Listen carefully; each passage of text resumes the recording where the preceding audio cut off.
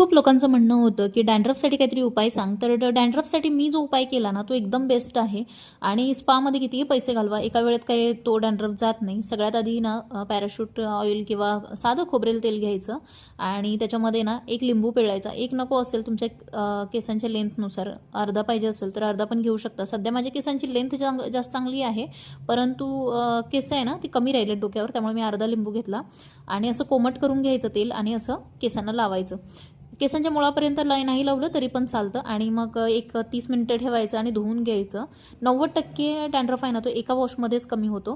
त्यानंतर मी असा पापडाचा पिझ्झा बनवला परत एकदा आणि मग कारण मला बाहेर जायचं होतं त्यामुळं आणि पटापट हे सगळं उरकून घेतलं आणि केस असे मोकळे सोडायचे, म्हणजे ना जो वास असतो ना लिंबूचा तो निघून जातो आणि आम्ही बाहेर निघून गेलो.